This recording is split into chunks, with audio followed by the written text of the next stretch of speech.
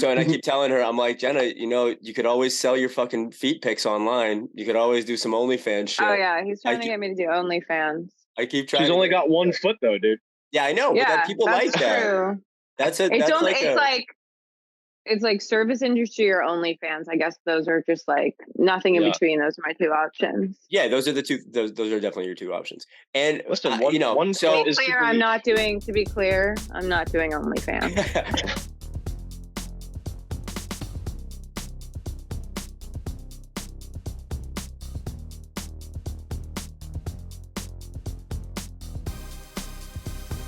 Welcome in and welcome under and welcome back. Welcome to Under the Apron, the podcast that exposes the pink underbelly of the service industry.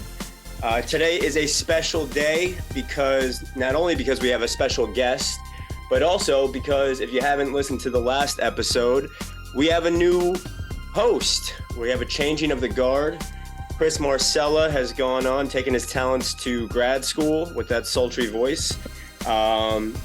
So we're going to miss Chris. Chris, we love you. Enjoy grad school. And instead, we have with us today a friend of the show. He's been on a bunch of episodes with us now, and he is going to be hosting moving forward. Mike Fellatio. So, Michael Fellatio, how you feeling? How you feeling about your first episode? That's good, man. I just want to let you know, it's not necessarily how you pronounce my last name. No, I mean, we can roll with it. We can roll with it for this episode. I put it into Google pronouncements, and it said Fellatio. And there was a picture of you. That algorithm is always fucked up, man. They don't know how to do Italian. It always sounds racist. Yeah. Are you feeling good? Yeah, man. I'm ready. Oh, I'm feeling great. I'm feeling great to be here, man. This is really fun. Talking bullshit about working in the service industry has always been a fun pastime, so why not make it a little more official? There you go. I love it. Happy to be here. And my voice is not as sultry as Chris's, unfortunately. I know. We're gonna have to get a voice modulator. I know, dude. I'm gonna miss it. Yeah. Or we'll have Chris just send in random sound bites just to because I feel like most people who listen to this podcast listen for like ASMR just to listen to Chris's voice so they can fall asleep. Oh yeah. Anyway, moving right along. This is also the first time that we are going to record video. So hello, this is us. This is what we look like. And check us out on Instagram, on TikTok, on YouTube. We're all over the place. We have a lot of new content that's been coming out, so that's exciting. Thank you to Louvers, Louvers Music. Check them out on Instagram at LOUVERS. They do our intro and outro music. They're the shit. And that's it. So just so you guys know, as far as the structure of the show is going to go, we're going to introduce our guest right now. She's going to tell us a story. Then we're going to have a new segment. Instead of Chris's news segment, unfortunately, we're cutting that out. We're trying some new things. We're going to have Mike's hot topic, where he has a little bit of research that he's going to provide for us about the service industry. We're going to do topic roulette, in which the guest has come with a topic that we don't know about, and we're going to discuss it for 8 minutes, and then we're going to present a topic to her that she hasn't heard and discuss for 8 minutes. Then we're going to try something new called Not About the Service Industry. Just each of us is going to share something about our lives that has nothing to do with working in the service industry, and we're going to finish off with Chris Marcella's Fast Five. And another new thing, we're going to end the show with a guest telling us either a joke or a quote that they want to share with the audience. So, with no further ado, we have a very special guest today. I've known her for 20 years. We went to high school together. We dated in college. We had sort of that young, explosive, terrible type of breakup that happens when you're young, but we managed to stay in each other's lives and stay friends. And we've recently really gotten a lot closer and talk. And I love her. And she is now in LA pursuing screenwriting. She's also recently back into the service industry. It's one of my good friends. Her name is Jenna McGuire. Welcome, Jenna. Welcome. Thank you. What a great intro. Mm-hmm. That was really good. It's so crazy for you to say 20 years. I was like, that's not accurate, but then it is accurate. It's fucking accurate. Because I met you when I was 16. That's so crazy. It's nuts, man. It's crazy, and it's crazy to think about, because I was thinking about that too, because I was thinking about the intro, and I was like, shit, we've known each other for 20 years, that we're still in each other's lives, Yeah, it's amazing. and still friends, and still got a lot of love. It's a beautiful thing. How you feeling? So you were just telling us off before we were recording that all the pictures behind you are pictures that you've taken. Yeah, they're mostly pictures of nature and pictures from my travels around the world. I've always loved. I'm very connected to nature. Always loved nature, and I love nature photography. So it's mostly nature photos, I would say. Cool. It's good that they are your travel photos, though. We need a little bit of class added to this podcast. I agree. Come class us up. No, I'm all class. I'm all class. Laurent all class, first class, first team basketball and cross country. But it's truly, it's good to have you on, and I'm happy to have you. So with that being said, you have come prepared with a story, yeah? Yeah, it's an amazing story. No, here's a story. It's not that cool of a story, honestly, but we're gonna go with it. I think I was 24, and I started this flirtation with a guy that worked there. A flirtation. Yeah.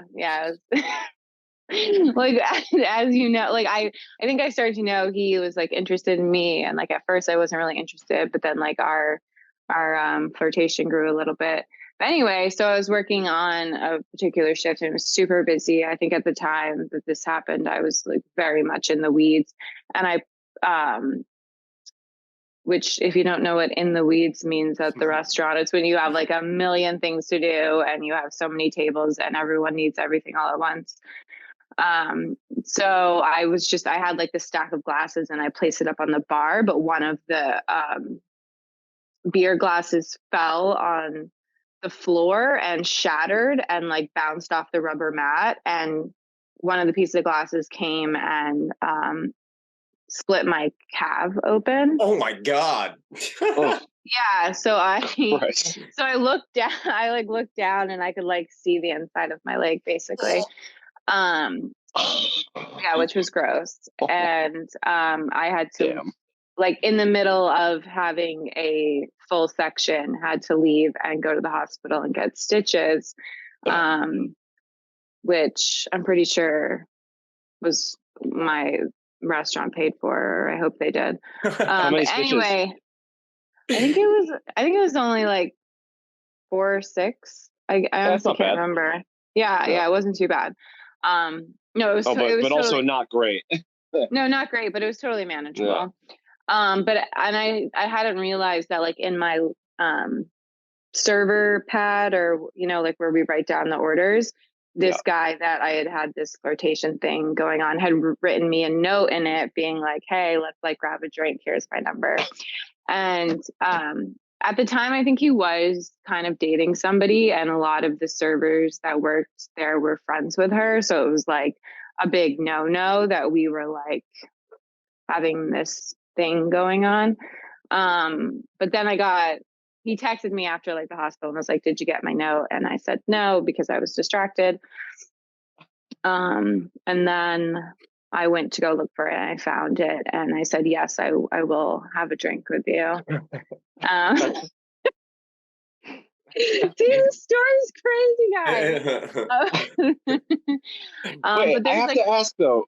Sorry, go on. I'll ask at the end. No, you go, please. I'm just curious. Did you when did he slip the note in? What's the timeline on that? Did it happen before the accident, or was it like he saw you like down for the count for a minute and he was like, quick, this is my moment to slip it in her Duke pad and put it in her apron? Like, when did that happen? That's a great question. I have no idea. Yeah, I think because I would always be using it. So I think it was when this happened and like people were helping me get my stuff, and then he did it. Oh, he did it after you got hurt? He must have, because otherwise I would have had it. Is this the guy that you dated for a while? Yeah. This is the beginning of a of a big romance in my life. Or no, just a. That's some psycho shit to be like, one of our employees is cut in their calf and is bleeding and needs to go to the hospital. This would be a good time to slip a note into her fucking pocket that says, will you go out with me? True, but we don't know exactly when he did it. I feel like however he did it, it felt romantic at the time. Yeah, you guys right. Did it for a long time. He was also like the best server and like had the most respect and like was the best at his job, and I was like the black sheep who like all the managers were after, because like one time we would all gather for a employee meeting before our shift started, and we would go over the menu, we'd go over the specials, and then we would get randomly quizzed on certain items on the menu. And this one manager just thought that I didn't take my job seriously, which to some extent, like I was a really good server, but I wasn't like one of those people that like took it as seriously as others did. So he, in front of everyone, was like, Jenna, what was it? What's in the pea soup or whatever the item was? And I was able to name like 3 ingredients, and I missed like half of them. And he like went off on me in front of everyone. Like my face turned bright red. Oh my God. And the other thing that they did at that place that bothered me is that we always had to like smile. If we weren't smiling, they would come after us and be like, you really need to smile. And it's like, you have to do it your entire shift. And that always bothered me, like at places that put such a big, what's the word I'm looking for? Onus? On smiling the entire time. Yeah, and like whether that was more, I feel like women got it worse than men did. I don't know if you're in your guys' experience. Yeah, but to be fair, women are supposed to smile all the time, right? That's the whole thing. Right, of course. Yeah. For instance, there you go, perfect. This was a Hooters. This was a Hooters, right? Yeah. Was it a high-end place? I just felt. Oh yes, it was definitely a high-end place, but I just. Yeah, in general, felt like that's such an unnatural thing to do. And I think, to your point, Laurent, I know you're joking, but it's like women, I think in general are expected to like be happy and be smiling all the time, or like there's something wrong with us. But also just in general, as far as what that's concerned, like I've realized for me, Jenna, and it seems like you have the same thing. And Mike, I don't know, but I would assume you're similar. The fucking dude, I can't work in places pretty much that have a manager anymore that's on the floor. Yeah. Like, the bars that I work at, if the manager's there, they're bartending. They're not just standing there hovering over you, telling you what to do, telling you to smile, asking you random pop quiz about the menu. It's such garbage. The worst. Some of the best waiters that I worked with at like the place that Chris and I worked at was probably the most high-end place I worked at. It was a legit restaurant. There were guys who really took their job seriously. That was their job. They weren't pursuing anything else. They had been there for 5+ years. If I fucking just chose a random thing off the menu and told them to tell me everything in there's no fucking way that they'd be able to do it. But they could still do their jobs to perfection. It's just like managers are just constantly looking for stupid shit because they got nothing better to do than stare at you. I hate that whole dynamic. Yeah, dude, we had a new manager when I was working at the Comedy Cellar. There was like a night shift that they just couldn't hang on to anyone, and they had this new guy in. There was like just like one of those weird moments where you like have a new manager like every 3 days because like they just keep on quitting. Yeah. And this guy kind of stuck around for a couple weeks, and everyone fucking hated him. He looked like he was like we called him like shitty Martin Short. Like he looked like Martin Short, but like wasn't funny, and he was a fucking goofball. And one day he came up to me, and at the time I'd been working there for a better part of a decade, and he came up to me, and I looked him dead in the eye, and I said, bro, all due respect, you could do this shit with new servers. I've been working here for 10 years. Like, nah, like, sorry, man. Like, you need to know this now. I'm like the senior bartender here. No, like, no. Literally the same shift, the server that I work with, Thomas, he was a motherfucker. He would fuck with people really bad. And the manager came up to him and said, hey, Thomas, could you put away these teas? Like, I just brought them down from the office. And Thomas was like, yeah, sure, man, I'll get right to that. And picked them up and threw them over his shoulder. They landed on a table. The guy quit like 3 days later. Pretty great. Good for him. No. I've got a question for you, Jenna. Whoa, nice costume change. Thank you, man, dude. Yeah. The funny thing is, I do this all the. I did this all the time pre-video, but nobody ever got to see it except for whoever was on the call. How lucky we are now. Look how lucky. You're so lucky. One of the things that I think is interesting to talk to Jenna specifically about is you're the only person that I know of that's been on the show that was in the service industry for a long time and then left for a pretty significant amount of time. You had you can describe much better than I did, but Jenna was working for a publication in Maine, mostly writing about women's issues for a while. So she had left the industry, and now that she's in LA and trying to make things work and find her feet on solid ground, she's picked up some new. Are you bartending or waiting? I'm waiting, but we also bartend. We don't have a bartender, so we make all of our own drinks. Got you. So yeah, but she's back in the industry after a long hiatus. So I'm curious what that's like to leave it and then come back to it. Yeah, well, I honestly thought that I would never ever go back.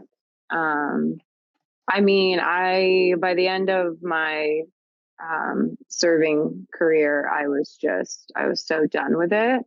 Yeah. And I found it for me personally, exhausting and soul draining and just not what I wanted to do. Yeah. And of course, I have so much love and respect for people who work in the service industry. You know, I can enjoy parts of it. You know, it's always easy, fast money, which is great. And I think the camaraderie you find with your coworkers in the service industry is always awesome. I always get along really well. It's nice, not always, but I have really great coworkers who I'm friends with, and that makes it enjoyable. And the manager's never on the floor, which is great. Huge. To your point. But yeah, I mean, I think it's just as it always was, and I feel the same way that I did before, but I'm just doing it for the time being. Sure.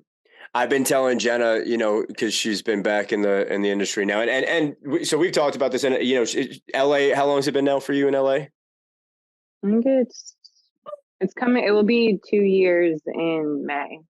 Damn, that's fucking crazy. Time flies. But, you know, I think one of the things that we had talked about, and there's some people who work at the place that I work at now where they're using the industry for this reason as well. They're new to New York. New York's a tough place to crack into socially, and it's a good way to meet people. It's not only is it a good source of income, but it's social. That's all built into it. So you get to make friends with your coworkers. You might even make friends with some of the regulars, and at least scratch that social itch. And I know you've told me, you know, that's been helpful in that regard, which is cool. Right, because I've been working from home.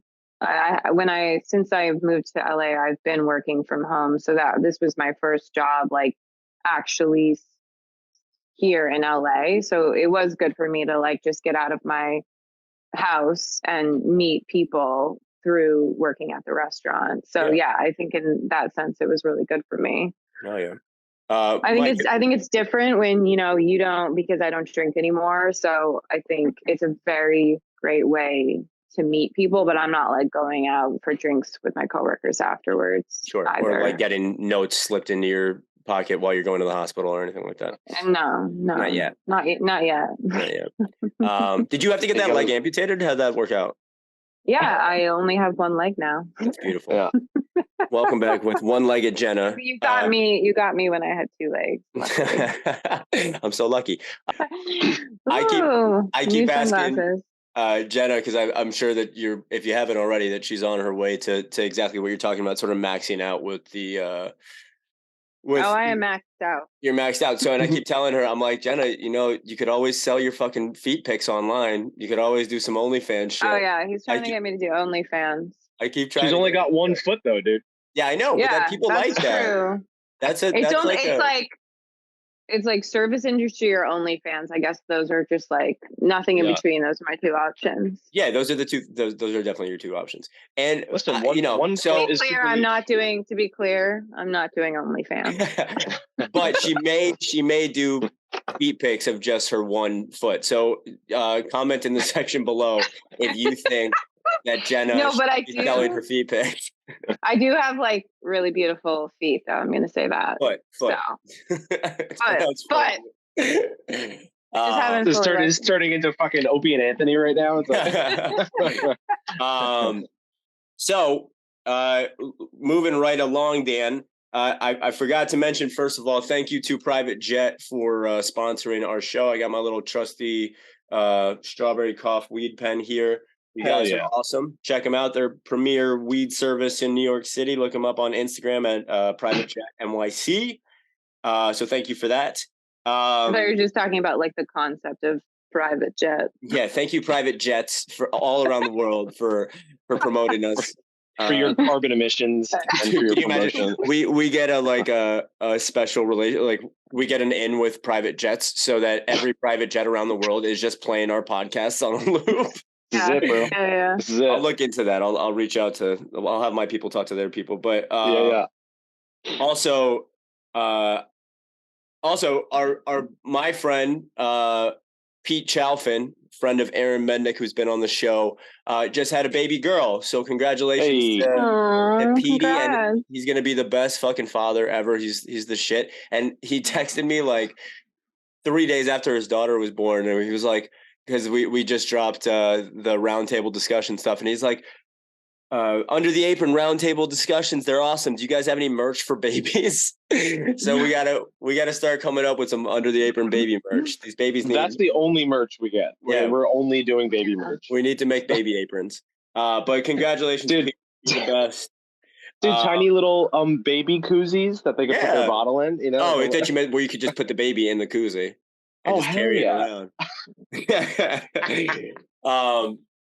Also, before we move on from story time, I have two stories that are not mine. Well, actually, one of them is. So both of them involve Al. Shout out Al. He's on the roundtable discussions. By the time this podcast comes out, those episodes are out and a lot of the videos are out. He's our security at Alligator Lounge. And so 2 weeks ago, I come to Alligator, packed to the brim. Al is outside. He's like, dude, you just missed it. We had to kick this guy out. We had to call the cops, all this shit, right? I'm like, damn, that sucks. I go into the bar. I maybe am behind the bar for 1 minute, and I hear screaming from the close to the entrance. And it's all these people, because again, it's jam-packed. There's like 20 people at the window, and they're screaming, call the cops, he's back. And I look outside, and it's a man and a woman, and I think the man, maybe the woman, has the biggest bike lock I've ever seen. Heavy as shit, and they're just swinging it at our two security guards' heads. So I then have to run outside, I have to like push my way through this giant fucking thing, help them out, help them subdue this person, keep this guy down, remove the bike lock. They had like a really sharp key in their hand that they were swinging around. Wow. It took four of us. It took our two security guards and me and a regular of the bar to like get these guys down until the cops came. And then, it was crazy. And then the cops the cops gave us a citation for having to call them twice in one night, basically like overburdening the police, whatever. And it's like, well, we called you the first time and you had the guy. So isn't that your fucking fault after that? So like one of our managers got a personal citation and has to show up at court and shit. It's that's absurd. How does that even makes no sense? I mean, I understand the concept of like, if you're a bar that's irresponsible and you're constantly needing the police to come and basically do your bidding, that's fine. But that's not what this was. We had security. You guys had the person in custody. Anyway, ridiculous. And then I go to work last week. And Al's like, dude, you got to hear about what happened on Thursday. Apparently, somebody went into one of our bathrooms, they're single serve, and just never came out. So after 20, 30 minutes, they're banging on the door. No response. Al has to jimmy the door open. Like, they didn't kick it in. They used the bolts or whatever to jimmy it open so they could see inside. This person is passed out on the bathroom floor of Alligator, which might be the most disgusting bathroom floor in America, with his pants and underwear around his ankles. So just full on naked, asleep on the bathroom floor. They ended up having to get the fire department to come in and remove the door and take this person out. Wow. Awful. Was he face up or face down? Like, was his junk on the floor, dude? I don't know if he's a bottom or a top, to be honest with you, but I don't know the answer to that question, but I like to think face down, ass up. So anyway, shout out to Al and shout out to this crazy fucking bar that we work at. And now we're gonna move. Sorry, I was just gonna say that's so fucked up too with the citation from the cops. Like, you guys literally did their job too. Not, literally four of you had to subdue people. Yeah. And then they show up and they're like, "Oh yeah, by the way, here's your fucking citation." Like, makes no sense. I don't understand how that happened. But anyway, so we're gonna move on to topic roulette. I'm gonna get out a timer. This is my first time doing it. And we're going to start, Jenna, with yours. So if the floor is yours, let us know what your topic is. Okay. Well, I had a couple of them, but okay, I'll say this. When people don't tip at all, my question is, do you say something? Or instances where the customer is not always right, and when you do say something to them. That's a great topic. And then I have one other, but it's not a big one. So let's just do that one. Sure. Do either of you guys want to start? The first one is like, yeah. Oh, did you hear it? Oh yeah. So when people don't tip, like say they leave you $0, do you personally say something, or have there been instances that you do? I've never said anything like directly, like someone puts their credit card slip down. I've never said anything like immediately. Never said anything immediately in the moment. But if something were to come up with them later on in the night, I can't think of any specific instances that really stayed in my brain. But for the most part, no. I think I got to this point with bartending too, where I was like, it'll balance out somewhere else. One person doesn't tip me, I'll get over tipped later on in the night, and everything is fine. Why work myself up? Right. Do you, Jenna? Yeah, well, I think that was on my mind because I recently did say something, which I normally wouldn't, but it was New Year's Eve, and there's been a couple times at the restaurant that I work at that the bill's been over $100 and they just haven't tipped. But it was New Year's Eve, and it was like they came in at like $11.50. There was 8 or 9 of them. They spent $500 and they left $0. And I had also just listened to this Chelsea Handler clip where Chelsea Handler got fired from, she said, almost every restaurant job she ever had because it's Chelsea Handler and she doesn't give a fuck. Right. And if people were being shitty or didn't tip, she'd walk up to them and be like, "What's your fucking problem? Like, get it together." So I just seen that and that was fresh in my mind, and it was New Year's Eve, and I had done a lot for these people. They were ordering a lot. And so I just walked up to, some people had already walked out and I had realized they hadn't tipped, and I just said, I want you to know that for the 3 people that were left, I was like, I just want you guys to know that you left no tip. That's a good way to do it. Yeah, because it happened another time where the person who paid didn't leave a tip, and then I let other people in their party know that person didn't tip. And I know that's embarrassing for that person, but I just think that there's a line, and I'm not there to work for free, and I get it. It's some maybe people don't believe in tipping, but it's also like if you're going to go into a restaurant and spend that amount of money, you need to just tip. So. But then I kind of always like feel a little shitty when I do it, because I'm just like, ugh, this makes me feel gross. Yeah, it's kind of icky. Yeah, where I'm like, you didn't, but it's, I don't know. And then like sometimes I just go into like my vibration gets lower, and I just don't have any fucks left to give in that moment. Yeah. I always do it in a respectful way. And it's always if they leave nothing, and it has to be over $100 for me to say something. Yeah. Yeah. I mean, also to not tip a one-legged waitress is insane. That, like, you would think you'd just be getting crazy fucking tips left and right. You know, this poor girl is still out here serving the people with one fucking leg. That's right. That's right. Sweating. They're really, they're biased toward this disabled. I think. Yeah, that's what it was. They hate the disabled. No, I will not tolerate them.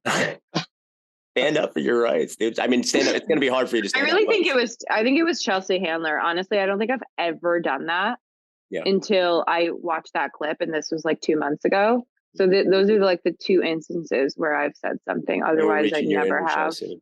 Yeah. Yeah. I blame it on Chelsea Handler, who I love.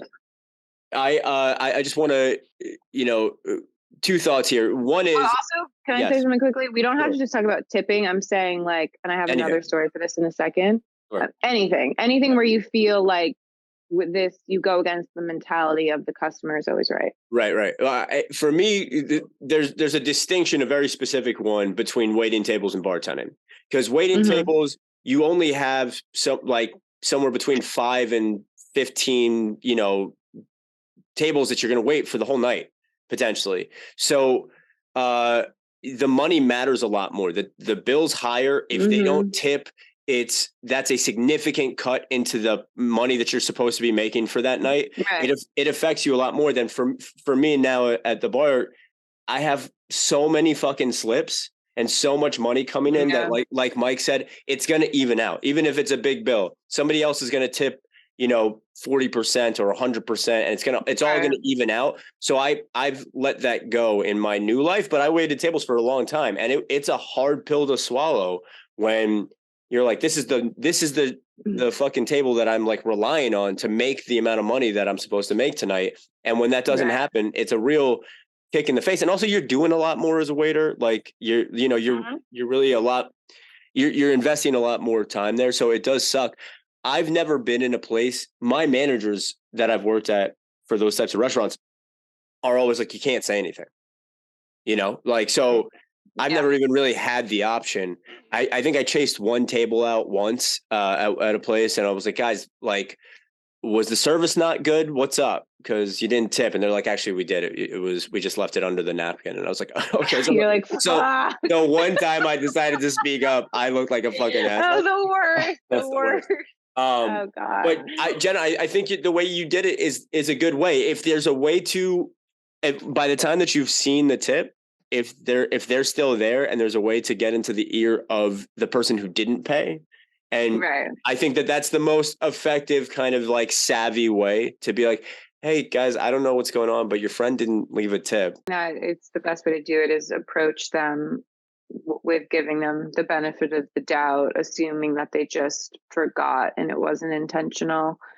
I mean, the one thing I was just thinking about too is that what would fix the entire problem is that a lot of restaurants with parties of 6 or more, it's an added gratuity, which I just think alleviates the whole problem. But my current restaurant doesn't do that. Yeah. So yeah, but I think after this conversation, I may just leave it alone no matter what happens. But it is frustrating. It's frustrating. And sorry, Mike, I obviously I want to hear what you have to say too, but I don't think there's nothing wrong with that. Like you said before, well, maybe some people don't believe in tipping. Hey, I have an idea for you. If you don't believe in tipping, don't go out to a fucking restaurant, because that's not what this is about. And it is a weird system. It is bizarre that it's a pretty unique situation that your income is completely based off of whether or not somebody they have the option not to fucking give you money is insane. So it's part of the issues on the system, part of the issues on management that's never going to have your back for that shit. But I don't think anybody should feel, if you worked your ass off, you were good to them, it's good money that you're supposed to be making off of that, and they didn't leave you a tip, you should be able to confront them and say, hey, listen, I don't know if you know this, but like this is the only income that I'm making. We don't have paychecks in the way that most jobs do. This is how I make my living. I did my job right. Give me money and get the fuck out of here. Like that. It's a ridiculous. Like, please leave with your dignity intact. Yeah, exactly. I would like to add to that, to go back to what Laurent just said, like, it's like, if you don't believe in tipping, that's fine. There are places you can go and dine outside of your home that don't require tipping. You can go to a fucking buffet. Yeah. You can go to a cafeteria. You can go to fucking fast food, Yeah, exactly. There are fucking options. Yeah. And also to go back to Jenna's wait, was that no, it was Laurent's story before about the this is another public service announcement. Don't leave tips under a fucking napkin of a table that needs to get bussed. Your fucking tip's gonna get bussed. Yeah. Yeah. Into the fucking garbage. Yeah. Yeah. Be covered in fucking chicken wing juice. Are you in the service industry? Are you single? Have you already slept with all your coworkers? Don't worry, Under the Apron's got you. Are you tired of the dating apps? Oh, I work in finance. Big fucking surprise. Tired of people who think 6 a.m. is a good time to get up and not go to bed? Oh, you've got a 401k? Well, I've got 4 bags of K. I came to party. We've got a new dating app for people just like you. People in the service industry. Hardworking people who just want to go out and have a nice little drink after work. And fuck, we all want to do it. We call it Just the Tip. People who know what it's like. Table 5. Ooh, I need another side of ranch. Shut the fuck up. You don't have to be embarrassed about having roommates anymore because everybody on this app has roommates. Your shift ends at 11 p.m. So are so many people on Just the Tip. You click, boop, boop, bop. Who's on there? Oh, Matt? Sure, why not? Matt, I'll grab a drink with you. And guess what? Matt's probably good. Just the Tip.org.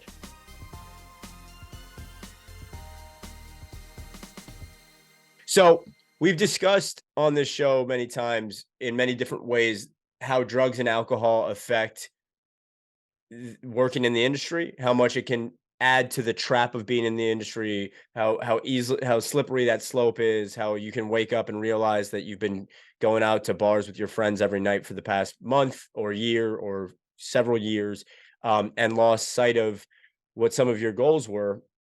But I wanted to kind of hone in on this a little bit more specifically with like when shit gets bad, right? And it doesn't have to be related to the service industry, but if you can, whether that's customers that you've had or coworkers that you've had or you yourself, but also in general, we all live in big cities.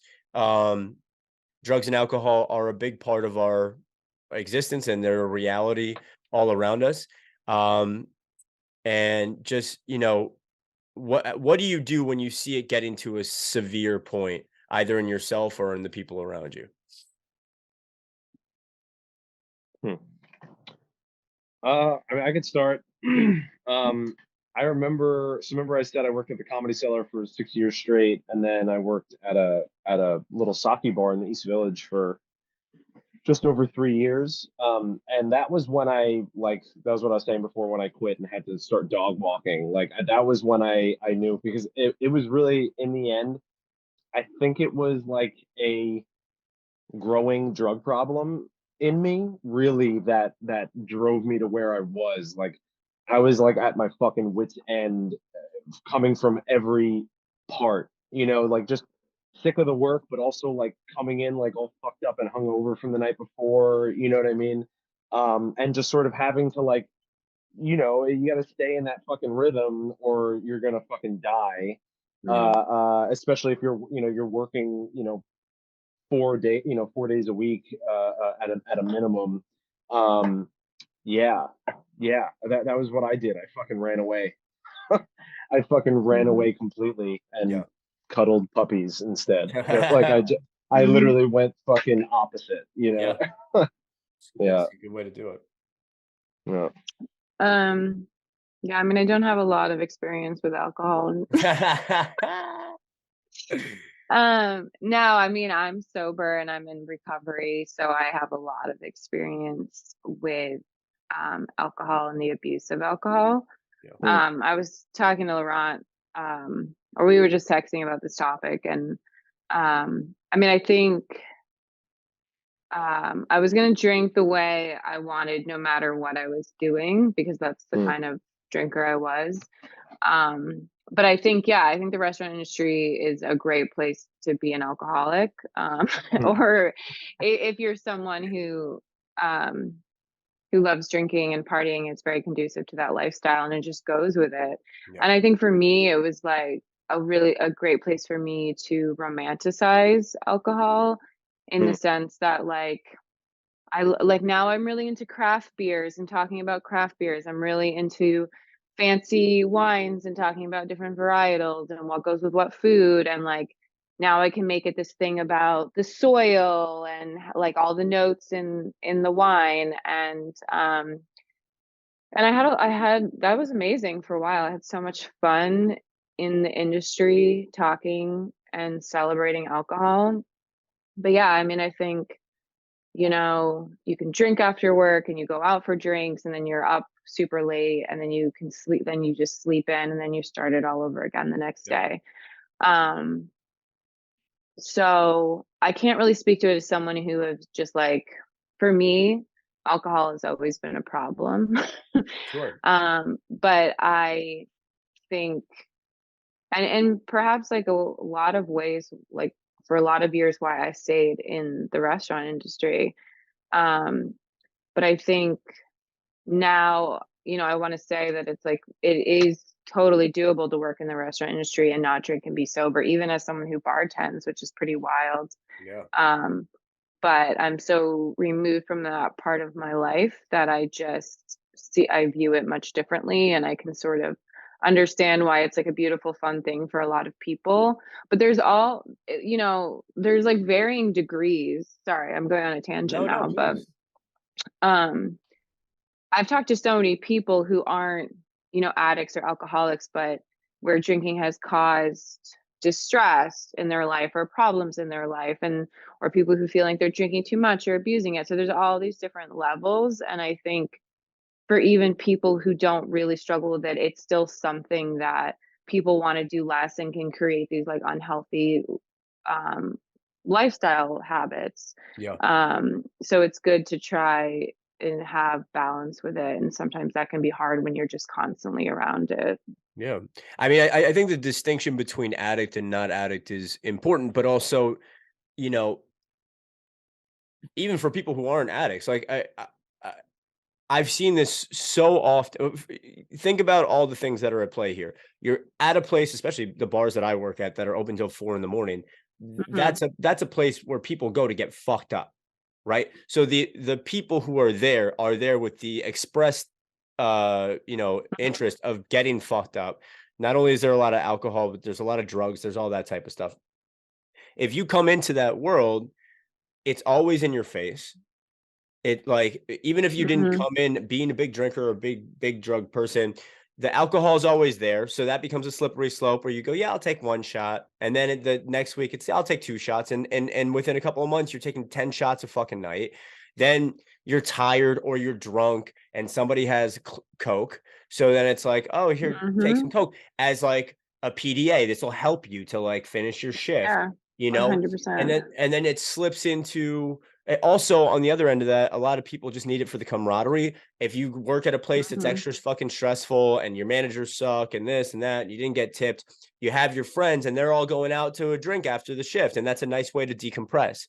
The problem is you get used to that and used to that and used to that. And then on the other side of that, it's one of the only jobs where you can be hungover because you're probably not going into work until 12 p.m. or 2 p.m. or whatever. So you can Hmm. sleep in. It's not the type of office environment where you really need to be alert or people are going to be really aware of you being hungover. So now it's just this thing. It's very easy to fall into that. And 100%. it's a scary thing. And I have myself many times been in positions where I'm like, I think I am really, if not have a problem, like in a problematic position with my relationship with drugs and alcohol. I'm currently Mhm. sober. for the month, and I'm going to see how long that goes. And I try to do that at least once a year, but which is just it shows you all you need to know. The fact that I have to be sober 1 month a year to just cut into what otherwise is this like excessive drinking and drugs. And I don't know what to do, like how to address that with myself or others, whether that's coworkers. I have a friend in my life right now who used to be in the service industry. They're not in the service industry anymore. And I'm really concerned about him and his drug and alcohol use. And I don't know how to approach it. But yeah, and Jenna, it doesn't have to be related to the industry, but you've been through so much of this, and I'm so proud of you for all the growth that you've made, for how difficult it's been, and you put your foot down and you've made some real steps, and you're living a healthy life and being the person that you need to be. Which is why I wanted to bring this up on this episode, because there's going to be somebody out there who's listening to this and kind of needs some words of wisdom. But yeah, it's definitely, it's just like it's so ingrained in the service industry, and it's kind of scary sometimes. Yeah, no, I appreciate that so much.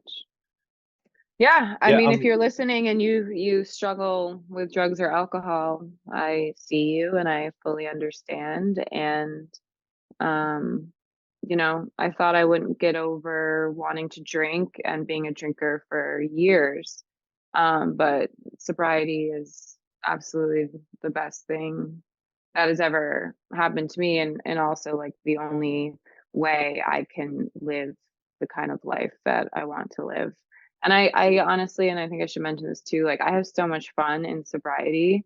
I mean, I think sort of like that social lubrication that you were talking about, Laurent, that like we need drugs and alcohol to have fun is just not true. I think a lot of people don't give themselves that opportunity to get to the other side of it, where they can like build that confidence to not need alcohol. But like I go out, I dance, I have the best time, and then I wake up without a hangover, and it's wonderful. Yeah. Hell yeah. There you go. Mike, you got any last thoughts on this? No, not really. Okay. I think we covered that. Yeah, I guess the only thing I could think of was, I remember, another thing with the staying out with your coworkers and stuff like that after work, and like, yeah, it does build the camaraderie. But I think a lot of that also, a lot of like going out and drinking is at a certain point, like I'll put it this way, when I started to realize that I needed to slow down, this is before I like had to quit, but like I started to kind of see that I was in this cycle and having the same fucking drunken conversations with the same people, like Jesus. 5 nights in a row, you're hearing the same thing. And then like being, having enough, having the wherewithal to see that and realize that I didn't want that anymore. So I started, hanging out a little bit less. And then that eventually turned into me like not going out, 3 nights in a row. And then people start acting weird towards you. Yep. They're all doing a shot at work, and I'm like, no, you know what? Tonight I'm not going to do it. And everyone's like, who the fuck's this fucking narc? You know what I mean? And then like I feel like eventually that winds up like, at a certain point, I could definitely see my 26-year-old self being like, you know what, fuck it, give me the fucking shot. Yep. And then it starts. Then the night, the night is what it's probably, what it's gonna be. But yeah, and I remember when I was doing the dog walking, all of a sudden I was like it was like a week later of not being at a bar, and I was like, oh shit, I haven't drank once. Yeah. Like, was I drinking just because I was holding the alcohol? Like, fuck.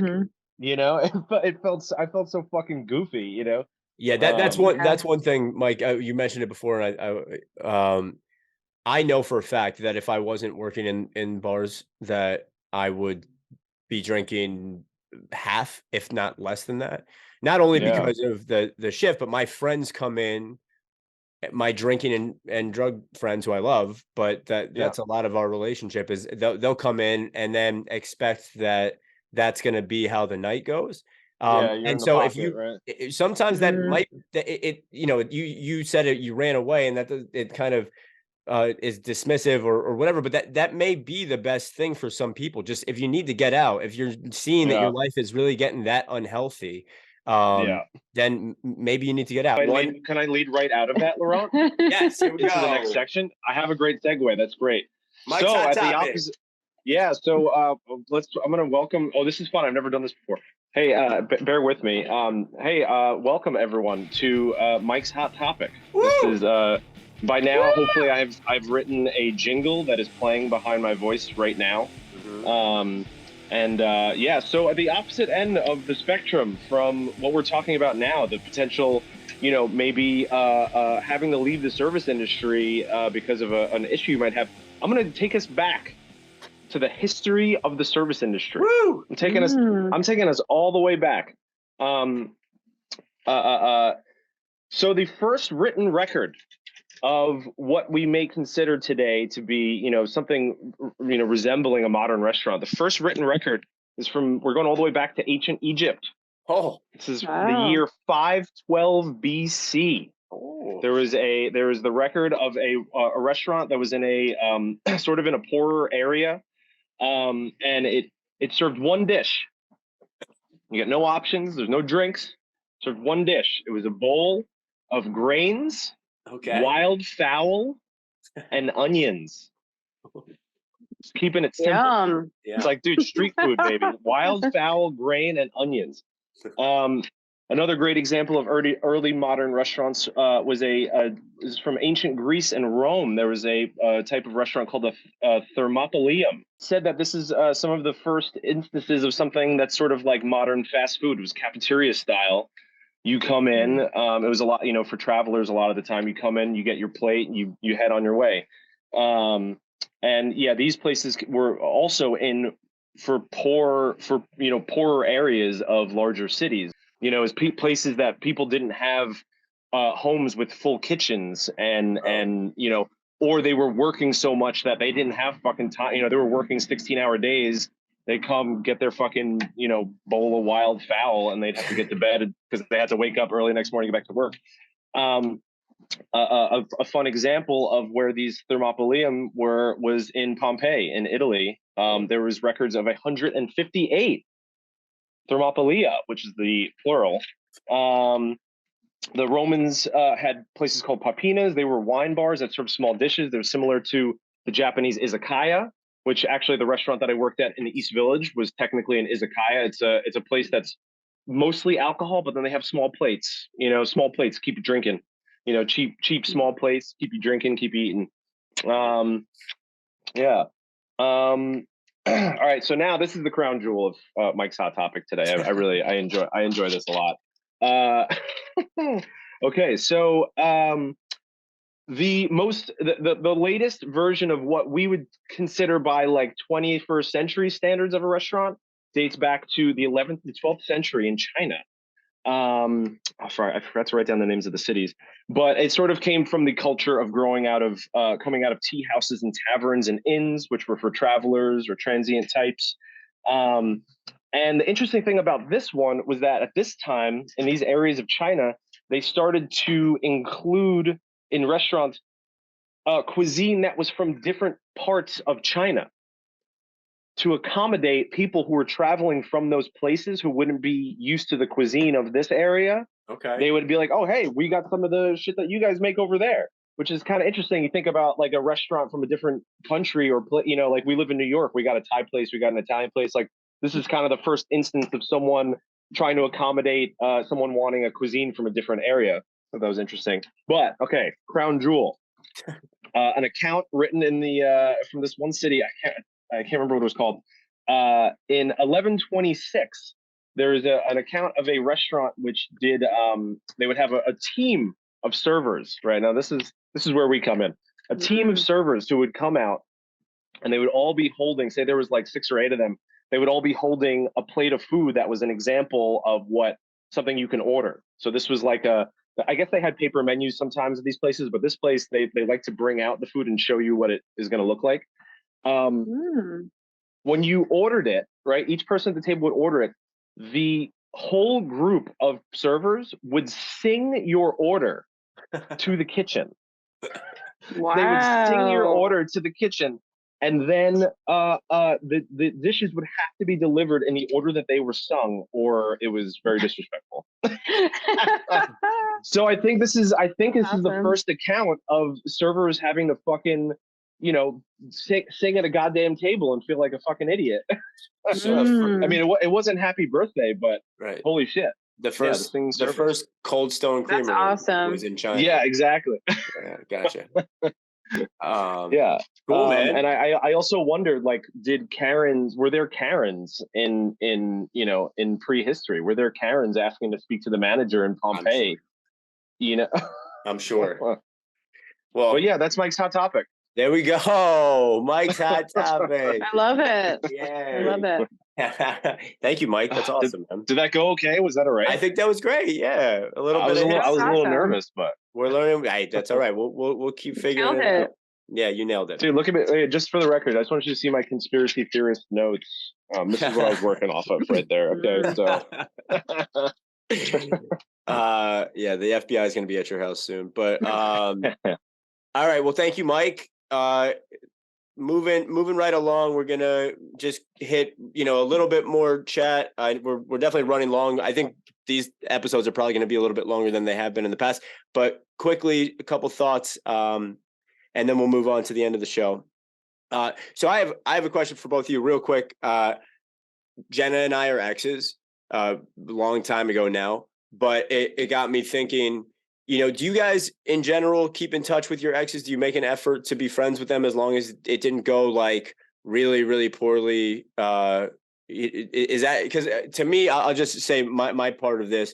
So happy to have Jenna in my life. I have a couple other exes that I do have in my life, a couple that I don't, that I wish I did, because I love those people. And just because our romantic portion of our relationship ended doesn't mean that there's not so much value to that friendship. You're not going to be in a long-term relationship with somebody who you don't have a lot in common with, who you don't have a lot of trust with, who you don't love as a person.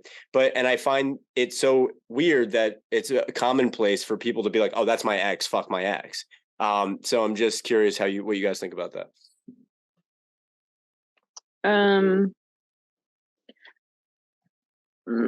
I could say an interesting point I just thought of, that in terms of like exes, like the only, I didn't really have that many girlfriends until I was in my early 30s. I was kind of just single for like 12 years, like in my 20s. But I still talk to my girlfriend from high school, my friend Laura. She's a friend of mine. My wife has met her.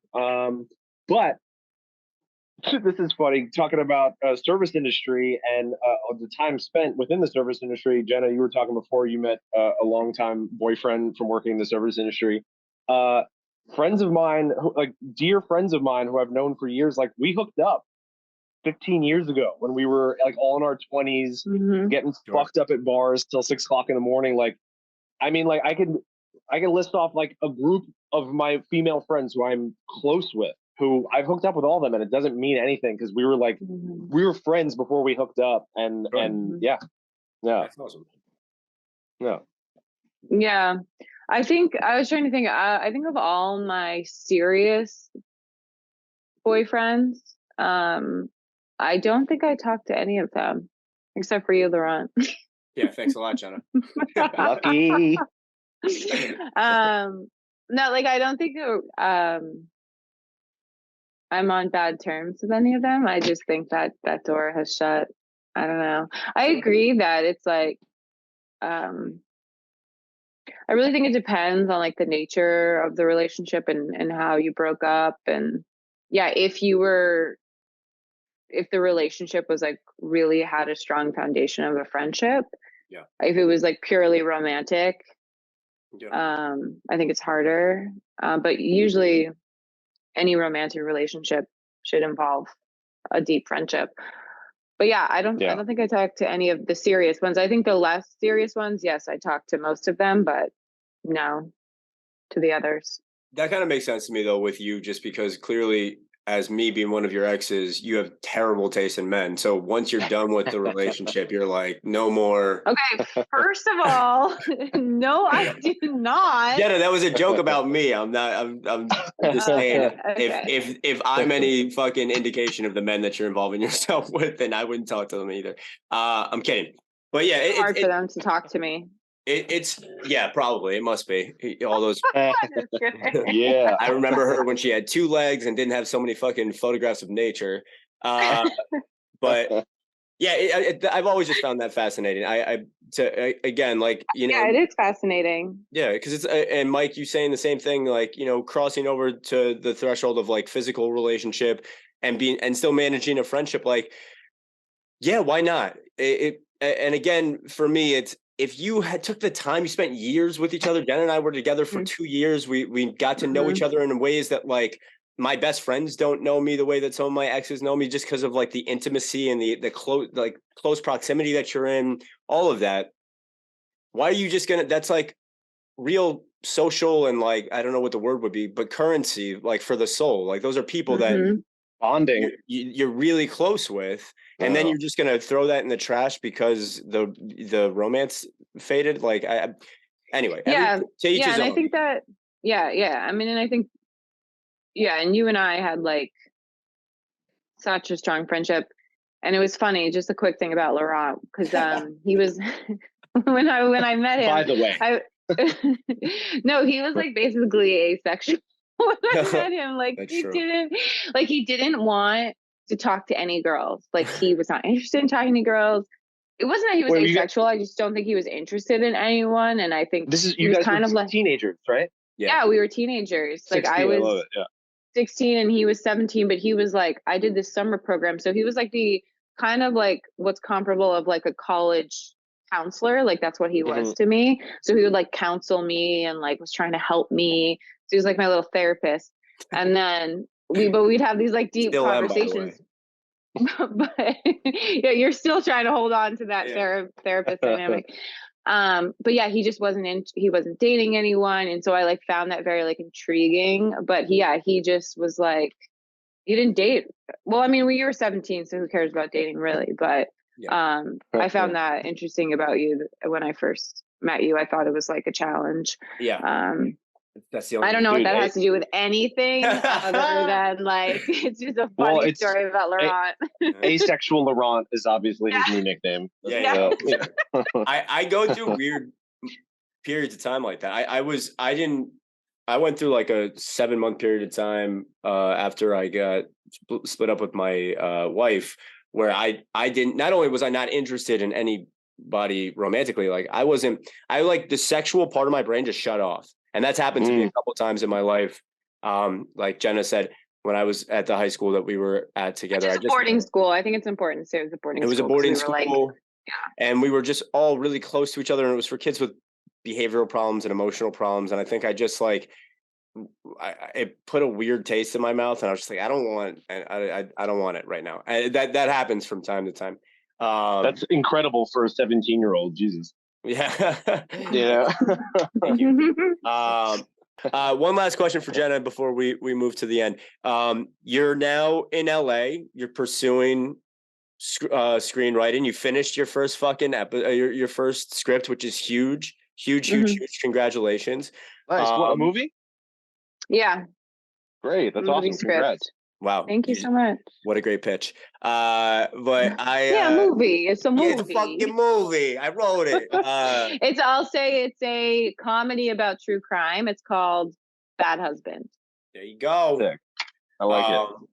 But I'm curious if you have it, like, how's that going? How's that process been? I mean, it's a pretty drastic change for you. She was living in Maine for a long time, decided to get out and kind of pursue her passions and spread her wings, and went to LA and has been there for 2 years, wrote a script, is trying to shop it. Like that's pretty intense. How's that been? Sick. Thank you, Laura. Yeah, I mean, it's amazing. I'm just, I feel very grateful that I was able to get it done. But yeah, I mean, I think it's overwhelming. I think it's one of those things where it's very easy to be like, this is never going to happen. This dream is too big. And contending with like your own self-doubt around that. Yeah. And just pushing through that and being like, I don't fucking care. I'm going to give this everything I possibly can.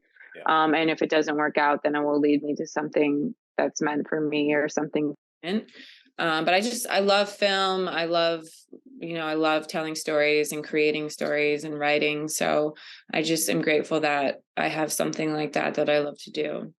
I love that about you, Jenna. I'm so fucking proud of you for not only for you being able to, work through your struggles with alcohol, but for that to be the catalyst for you to now go and pursue these things and live your life on your own terms. And it's not always going to be easy, and you're probably going to have to sell pictures of your feet, but in the end, you're doing what you want to be doing, and the journey is fucking awesome. That's how I feel about this podcast as well as some other stuff. Is like, of course, it's like, why am I doing this? The dream is too big.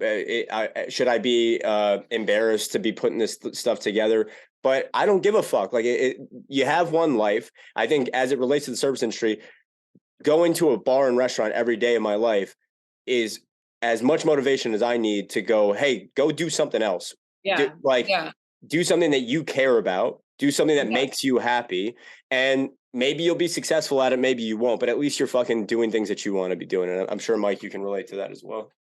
Yeah. Absolutely. I mean, I feel like it's something I've abstractly known my whole life, and it's just gotten more and more intense. Is like, what the fuck's the point of all this if we're not like making something that we love, or doing things that we love, or feel things that we love, or be with people that we love, and you're gonna work all fucking day. You're gonna forget who you are, Yeah, I've been there. I still do get there. Like when I'm I work in the film industry now. I'm a scenic, and I get into work and I'm like, I don't even remember the projects I had lined up, because I'm always working on something now. Under the Apron, another thing, like, dude, when I'm working, this is going to be different. It's going to be harder to keep track of me, man. I work fucking, 6 days a week, like 10, 12-hour shifts, whatever it is. And like, all of a sudden I'm like, I'll stop working for 2 weeks and I'm like, oh wait, right. I had all these, a comic idea or whatever it was, or a song I was working on that like just fucking, it's complete. Like, I think my brain does it on purpose to like not make me sad while I'm working, like just forgets all the things it would rather be doing, like a coping mechanism. But, yeah. Hell yeah. Yeah. Hell yeah. All right. Well, on that note, on following your dreams, we are getting towards the end here, and Mike will be presenting the Chris Marcella Fast 5 questions for Jenna. We're going to ask you 5 fast questions, and you're going to answer as fast as well, Jenna and Laurent, I'll have you both know, I'm throwing a little curveball right now. I'm going, I thought you might like that, Laurent. I'm coming off of the last episode, which you may have heard by now, which was Chris's last episode. He switched it up. He threw me a curveball, and he gave a fast 10. Yeah. Which, Laurent, we did discuss. I'm going to do a fast 10. I'm going to keep them coming, though. So we're going to blow through these, all right? Yeah. So, Jenna, these are 10 fast-fired questions. Yeah. Okay. I'm nervous. So I don't think we need. I'm going to question, answer. We're gonna blow through them. All right. 1. If you were a DJ, what would be your opening track? Enya. 1 type of booze. Oh, sorry, that's a bad. No, you can ask me. No, can I do you that? Can ask me. No, yes, I'm gonna do that. 100%. 1 type of soft drink for the rest of your life. What would you pick? Oh, probably Diet Coke. Okay, that's a good one. Is a drinking straw 1 hole or 2 holes? 1 hole. It's 2 holes. Okay. There's only 1 hole that matters. You're working in your restaurant. Hell yeah, we got there. A group of you're working in your restaurant. A group of 21-year-olds comes in. Would you prefer they were girls or boys? 21-year-olds, girls or boys? Girls. Great question. What animal would you be? Ooh, I think I'd be a panda or an elephant. That's a good one. I like that. Strong jaw. Or a gazelle. Okay. We'll go with gazelle. What celebrity would you love to serve? Ooh, I'd love to serve AOC because she's kind of a celebrity, or like, Jane Fonda. There we go. Ooh. All right. Yeah. Heavy hitter. Would you rather take a bitchy customer or a creepy dude customer? Bitchy. Go to prison for 2 years for $2 million or 4 years for $10 million? 2 years. Okay. I've been to jail. I ain't going back. Yeah, or to end off Chris Marcella's top 10, we're going all prison for the next one. Last meal. Last meal? Ooh. I think I'm gonna keep it simple with pizza. Hell yeah. Say no more. And to close it out, like usual, you're going to prison for the rest of your life. You can bring one DVD or VHS for that matter. What are you bringing? Probably Dirty Dancing. Hell yeah. All right. And there we go. That's the Fast 10. Chris Marcella's Fast 10. Chris Marcella's Fast 10, baby. That was great. Yeah, I don't know. The top the 21-year-olds, that's a tough one to answer for me. Mm-hmm. Really tough one, right? I think it's easier for a woman because it's just like you don't want to deal with those boys doing that. Like there's just gonna be too much. Right. There's like a whole but then I think about it, boys might have been easier though. Yeah. Just in terms in my head, I just figure out of a group of 20 boys, there'd probably be less high maintenance potentiality. Yeah. You know what I mean? Yeah. They might be loud, but they're probably going to drink a fuck ton. Yeah, they're probably gonna spend more money, but depending on the crew. But yeah, right. That's a tough one. So guys, we're gonna end this in a second with Jenna. She's gonna sign us off with either a joke or a quote. But just want to say again, thank you to both of you guys for being a part of this. Mike, first episode in the bag, awesome. Hell yeah, Mike's hot topic. It was fun, man. Trending all around America. Chris, we miss you. We love you. We hope grad school is treating you well. Thank you again to Private Jet for sponsoring us and supplying the New York City area with some marijuana. And I want to say, if they're listening, shout out to the McGuires. Love you guys. Love the boys. Love Aaron, Mama, and Papa too. Wherever you are, hello, and I love you. And on a sad note, I just want to say, Jenna and I had a friend who passed away a couple of years ago. Jenna was very close to her, and she was a beautiful woman, and we never really got a chance to say goodbye to her properly. But Abby, we miss you. We love you. So truly love you, Abby. So on that sad note, Jenna, thank you. I hope you had fun today. I did. Yeah. Thank you guys so much.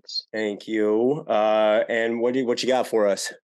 Okay, so I have a Bell Hooks quote from her book, All About Love, and it actually pertains to work and doing jobs, getting through the jobs that you don't like to get something that feels more, to get to the jobs that you love or want to do or feel more like you. So this is it. Work occupies much of our time. Doing work we hate assaults our self-esteem and self-confidence. Yet most workers cannot do the work they love. But we can all enhance our capacity to live purposely by learning how to experience satisfaction in whatever work we do. We find that satisfaction is giving any job total commitment. When I had a teaching job I hated, the kind of job where you long to be sick so you have an excuse for not going to work, the only way I could ease the severity of my pain was to give my absolute best. This strategy enabled me to live purposely. Doing a job well, even if we do not enjoy what we are doing, means that we leave it with a feeling of well-being, our self-esteem intact. That self-esteem aids us when we go in search of a job that can be more fulfilling. Okay. Okay, Bell Hook. Hello. Thank you, Jenna. Thank you, Mike. Check us out Under the Apron on Instagram, TikTok, YouTube. We're going to keep putting out new content, and we love all of you out there. Check out Jenna. Jenna, do you have anything to plug? You got some socials or anything? Jenna McGuire. Jenna McGuire. If you want to follow me on Instagram, I'm Jenna McGuire. Jenna Mikael. And OnlyFans, look for her foot pic coming out soon. Yeah. We love you guys. Enjoy the rest of your day. Love you. Love you guys. Bye.